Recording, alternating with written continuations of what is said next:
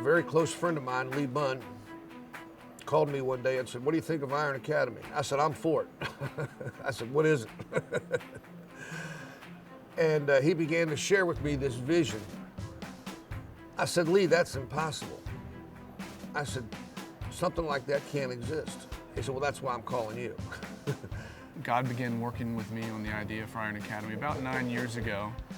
One of the visions for it is that we should be graduating young men and not boys. We should be sending young men out into the world rather than letting them figure out what it means to be a man later in life. Had never heard of Iron Academy, had never thought about a biblical manhood model, had never become familiar with anything that Iron Academy stands for other than just, I need to raise my child to be a man. Until about a year ago. My mother-in-law hears an Iron Academy ad on the radio, tells me I need to check it out. I go to the website, I go to the Facebook page, I scour every source available on Iron Academy and fell in love with it. When I first heard about Iron Academy, I was sold on the first sentence, an all-male environment that is going to emphasize biblical manhood. I knew that that was the right environment for my son. The reason I wanted to choose an all-male environment for Logan is because I'm a professor at an all-women's college. I've seen the benefits of single-gender education, and if it's right for the young women I educate, then I know it's got to be right for my son. An excellent school must be one that captivates the energies of its students, one that recognizes the difference between boys and girls. Caleb will really enjoy Iron Academy from the aspect that it's a hands-on school. He's a mechanical child, he always has been. What I really like about what Iron Academy will do is the active and learning environment. They're going to be on a great campsite at New Life Camp. I can't help but think that all the activities the boys will be able to do outside will only enhance what they have versus just being stuck in a large classroom in a large school all day long. The other thing that distinguishes Iron Academy is the educational process. We are very intentional about developing critical thinking skills, which are globally important, whether you want your young man to be in the ministry, whether you want him to compete in the corporate marketplace, whether you want him to be an entrepreneur. Colleges across the nation are putting a greater emphasis on critical thinking skills. If you don't have critical thinking skills, all you can do is repeat what somebody else told you. You can't think through an issue, analyze that issue, and be able to come to your own determination of what is right or wrong, what is good or bad about a particular issue.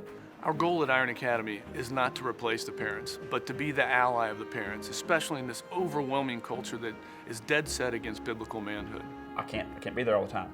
And if somebody who has the same mindset that I do is there to help lead my child and reinforce what I teach and me reinforce what they teach, I think it's a really good thing.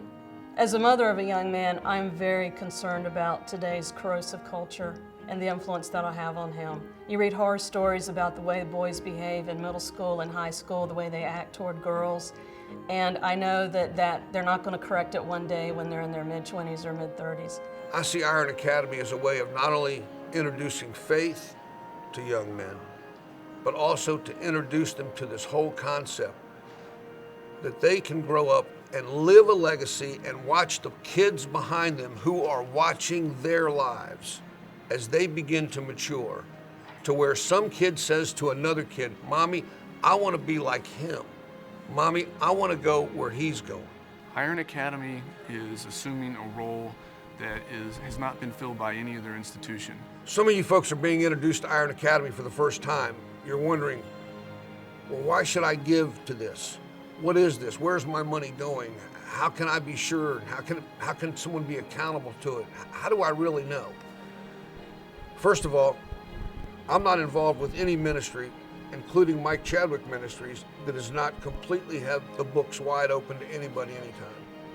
But setting that aside for a minute, I know that we don't know today what we do, how it will affect eternity. But I do know this, with all the fiber in my being, I believe one day we will know. Imagine this, walking down the streets of gold one day and some kid walks up to you and says, "I know you." "You do?" "Oh yeah, you're the guy that gave all that money to that Iron Academy that I went to." It changed our family, it changed our lives. And we're here today because you gave.